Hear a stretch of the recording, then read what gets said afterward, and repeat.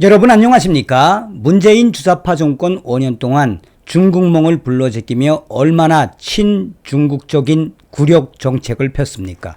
그러나 윤석열 대통령 들어온 이후에 원칙주의와 상호주의에 입각한 이 당당한 대중국 정책, 중국에게 무릎을 꿇지 않겠다라는 윤석열 정부의 강력한 의지가 계속해서 드러나고 있지요.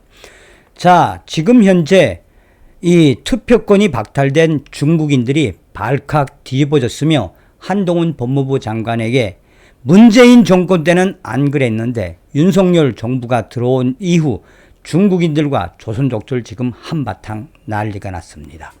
정성산TV 좋아요, 구독, 알림은 큰 힘이 되겠습니다. 후원해 주시는 모든 분들께 가열차게 멸공.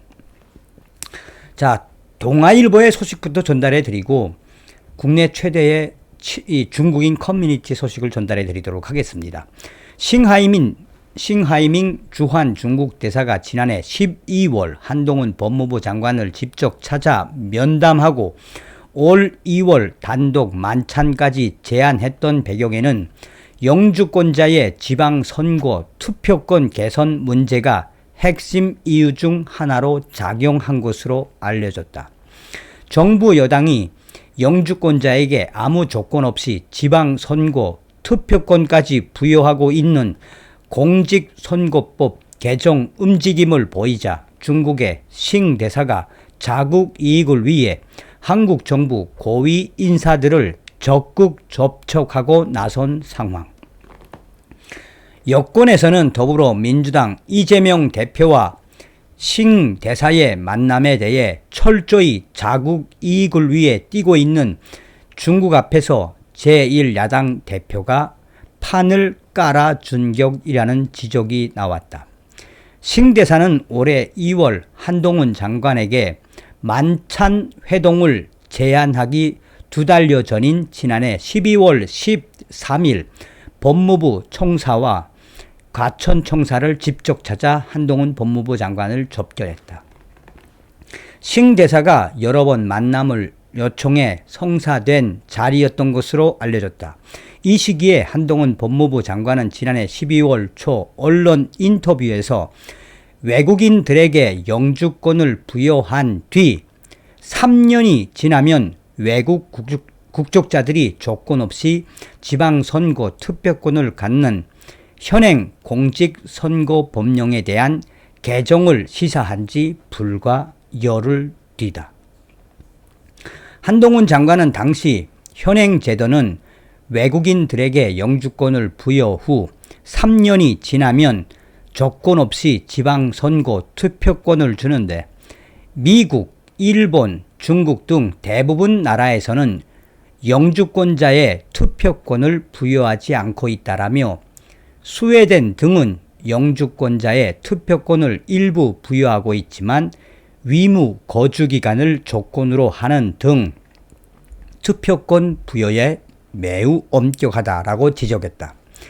영주권 부여 3년만 경과하면 지방선거 투표권이 생기고 국내 의무 거주 요건도 없는 지방선거 투표권 개정 움직임을 시사하자 중국의 싱 대사가 법무부를 직접 찾아온 것이다.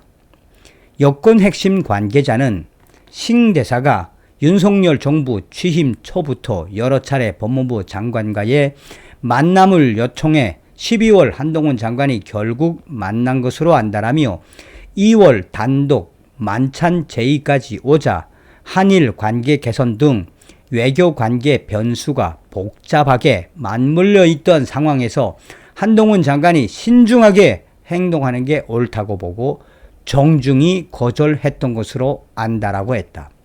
얼마나 한동훈 법무부 장관이 슬기롭게 중국 공산당 싱 대사를 후려쳤단 이야기입니까?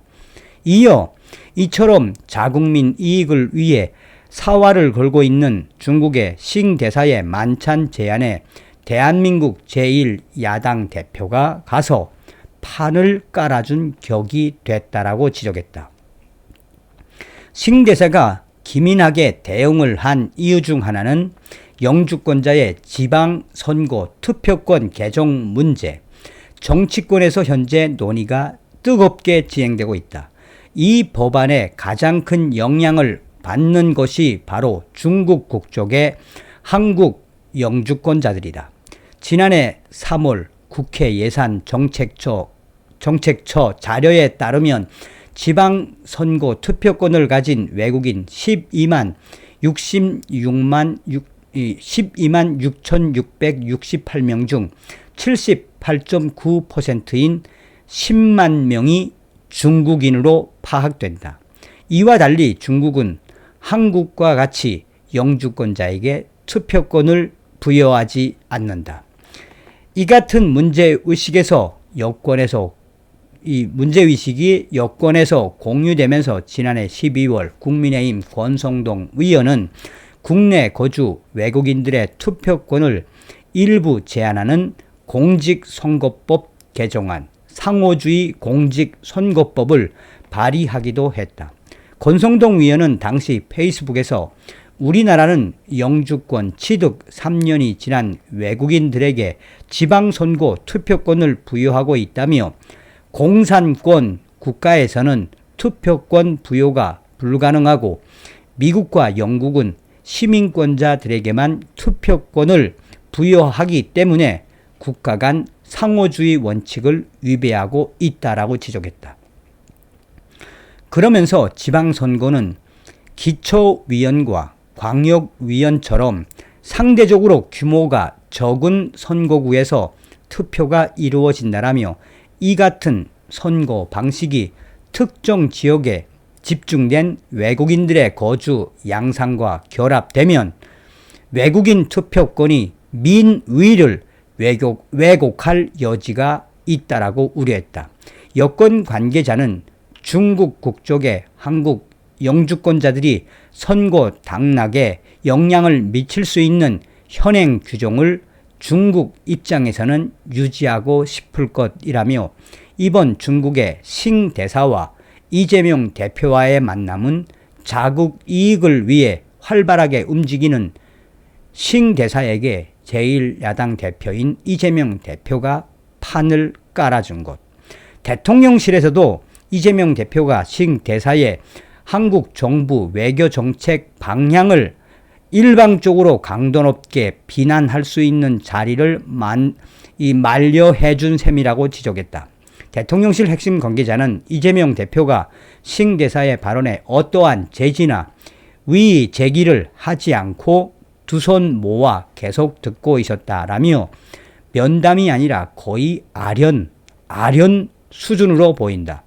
보편적 가치에 입각한 규범의 세계 질서를 지향하는 한국의 외교 전략 방향에 이견이 있다면 우리 내부에서 의견을 드러내며 조정해 가야 할 문제라며 이재명 대표의 면담은 외세를 끌어들여 한국 외교 전략의 큰 노선을 흔들려는 속셈이다라고 동아일보가 이야기를 했습니다. 자, 국내 최대의 중국인 조선족 커뮤니티인 모 커뮤니티에서는 지금 한동훈 법무부 장관과 윤석열 대통령의 사진을 대문짝만하게 걸어놓고 문재인 대통령 때는 안 그랬는데 윤가, 한가 이 자들 어찌해야 하나 라며 한동훈 법무부 장관이 기어코 중국인들의 10만 투표권을 박탈하려고 연일 조여오고 있다. 그래서 한동훈 장관이 2월달 싱 대사의 만찬도 망신을 주기 위해 안 간 것 아니냐. 문재인 때는 안 그랬는데 윤과 윤석열 대통령, 한동훈 법무부 장관 이럴 수 있나? 라는 글을 올렸는데 여기에 저는 정말 깜짝 놀랐습니다. 댓글만 수천 개의 댓글이 있는데 대부분이 다 중국말 또 조선족들이 쓰는 특유의 그 육두문자 대부분이 다 한동훈 법무부 장관과 윤석열 대통령을 폄훼하는 댓글이어서 왜 우리가 잔악계나 반중 친미 왜 우리가 천멸중공을 해야 하는지 국내 최대 커뮤니티, 중국인들, 조선족들 난리가 났습니다. 다음 시간에 뵙겠습니다. 자나깨나 우리는 한미동맹만이 살 길입니다. 반중친미. 다음 시간에 뵙겠습니다. 멸공.